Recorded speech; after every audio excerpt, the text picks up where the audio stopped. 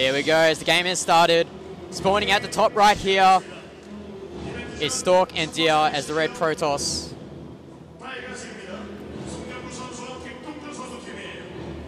Stork&Dear spawning at the top right. And now over to the blue side, please, observer. There we go. We have MMA and Bomber. Bomb, obviously, he's the bomb. He's the bomb. Yes, he's the bomb.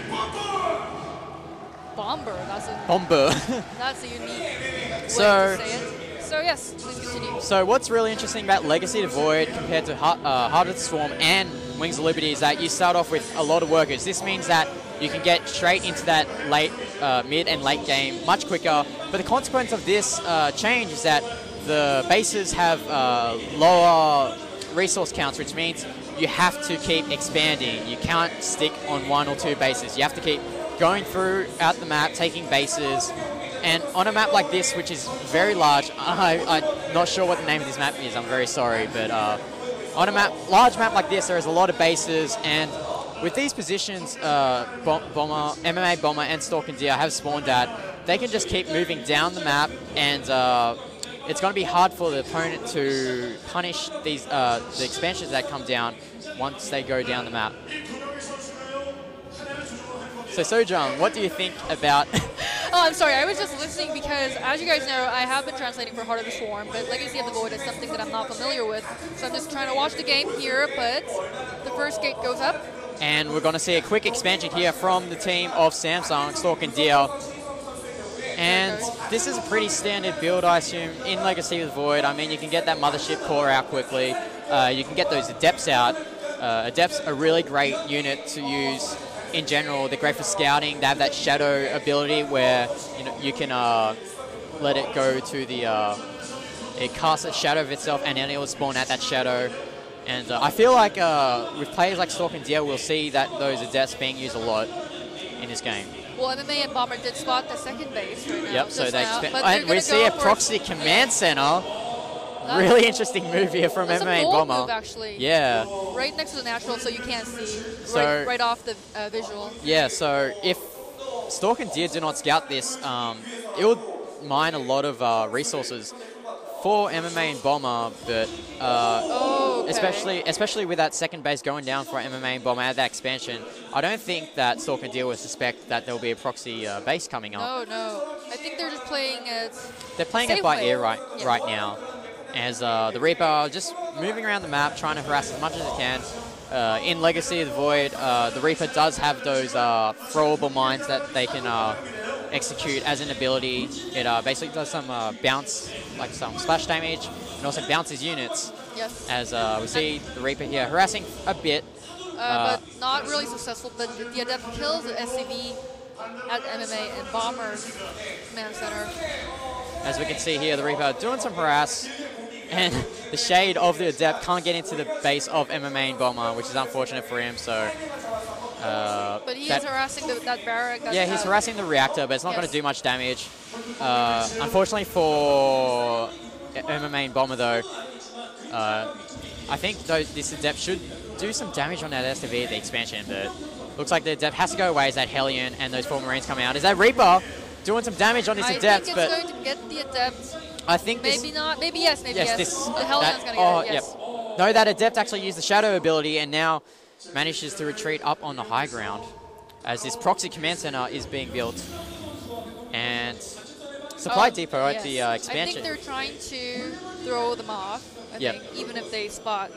Yep, so like even if there's a lot of mules being thrown down at that bottom right expansion, it's going to get mined out pretty quickly if mules are just being thrown over there. And in a game like Legacy of the Void, resources are so much more important as they were in Heart of the Storm and Wings of Liberty. As we can see here, 4 Marines, 1 Reaper, and a Hellion. They're chasing and there's the Shadow ability. He actually cancels that because he knew that it would be trapped at the ramp. It's a cool unit. I'm sorry. I really love the Adept as well. I'm sorry, guys. As we see some Cyclones being built. Cyclone, a very oft-criticized unit of the Terran race in Legacy of the Void. Many consider it to be a very you know, a very boring unit. What does it do? So basically what it does and me? is it's a unit that's built from a factory, and it has an ability called Lock On. And this ability called Lock On can, it locks onto the a enemy unit, and it does damage over time. Thank you.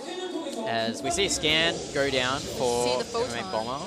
Cannon. And we see the Warp Prism and a Disruptor, so we're going to see some really fancy Warp Prism Disruptor micro and here. The harassing, it's going to come. So basically the Disruptor, what it does is that over time it will emit a pulse of energy that does damage.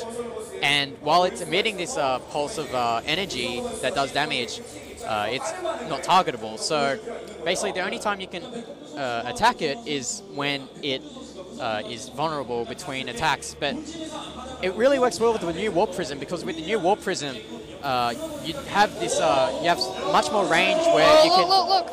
Yep, there's a Cyclone. It actually chases away and does a lot of damage. It's actually down 40 HP. Damage. Yes. But as I was saying before, the new Warp Prism is pretty cool because you don't have to be directly below the Warp Prism to pick up units. It's pretty much, I think it's around a range of a pylon. And wow. It's pretty much, you can be out of range and pick up units. And as you can see there, picks up a heli and just runs off. But the Cyclone is trying to lock on. Yeah, the Cyclone is trying to lock on and chase that Warp Prism away. And with that Cyclone around the map, Stork&Dear will have to retreat back to where the Cyclone cannot kill it. So does Stork&Dear have an idea of this natural here at the bottom? I don't think they've scouted it yet, but if they get I think it's gonna. The Cyclone, nearly kills that Warp Prism. And I don't think the shield's actually fully regenerated there, so that Warp Prism is at a very low, that Cyclone down there. But thankfully for Stork&Dear, they do get that Disruptor out before the Cyclone kills the Warp Prism and gets a kill on the Cyclone, so that's quite unfortunate that they lost the Warp Prism. It loses the map presence in terms of that aerial, you know, dropping that Disruptor around, but at least for MMA&Bomber, they go around the map knowing that there won't be a threat of the Warp Prism right now. Well, that was a small loss, I guess. Yes, that was a small loss. Still, it feels like a big loss to us. As we can see here, a small army of Disruptors and Stalkers just running around the map. And look, another proxy command. Well, I think it's more of a secret command Yeah, it's a center. secret command center, Yes. but the thing is... Oh, and it's Liberators! But I think... And now those Liberators doing some damage onto the pros, but actually one Liberator is down to the... Mothership core. There's another fight going on here with cannon. Cyclones. Yeah, Helions. so here's a push of a mech army now. No, Cyclones just mowing down these Stalkers, and I think MMA&Bomber will win, probably. I don't know. Like, look at the supply count right now. It's 110, or 118 to 104 rather, and that hidden expansion at the bottom right is doing wonders for the arm of MMA&Bomber, because with mech, you need that gas to keep pumping out units, and there's so many Cyclones and Liberators here that it's going to be really hard for Stork&Dear to push out of. And I don't think this is the perfect composition to take on this army. That is a real good point that you pointed out, that Protoss needs gas to push away the mech. But I think they still don't have any idea of the secret command centers on the bottom right and left corner. So I guess if Stork&Dear doesn't do something right here to kill off all the units here from MMA&Bomber, they're going to have a hard time cleaning off. Like, as we can see on the mini-map, the main base of Stork&Dear is actually already nearly mined out, so they're going to be running off 2 bases right now, and whilst MMA&Bomber, they have that hidden expansion at the bottom right, and it exponentially grows your economy. So as we see Disruptor again, sending out that orb to chip at those Cyclones, scan to take out the Observer. This combination actually seems so good, other than just Blink Stalkers. Yeah, this is just Blink Stalkers right now, and Blink Stalker takes out a Liberator, but these Hellbats chasing away the Stalkers. And I think if Stork&Dear just blink forward, they can take out the Cyclones and those Hellbats, because those Hellbats won't do damage against those Stalkers. And Stork&Dear now knows the supply There's depot a supply depot there to block the expansion, but they don't know about that bottom right base yet. And once that base gets mined out, it's done its job. As we see here, Stork&Dear blinking forward, takes down the Liberator. Takes down a couple of Marines, and we'll see if, yep, so using the Liberators in zone, but See if he blinks forward to get the tanks, but he doesn't. Maybe, I think Protoss is still OP even in the Legacy of the Void. I mean, this is only a group of Blink Stalkers, and look at what it's done.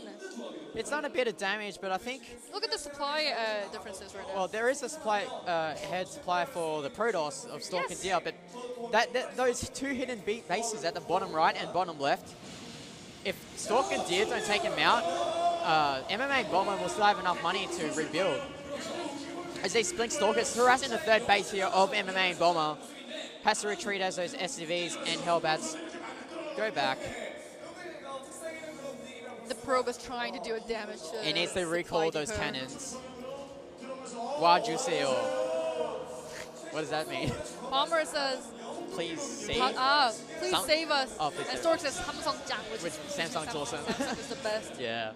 So, wow, we predicted that MMA&Bomber would win, but we're really bad casters. Yeah. I'm sorry. I mean, so the bottom line, the point is that Protoss is still strong, still super OP with Blink Stalkers only.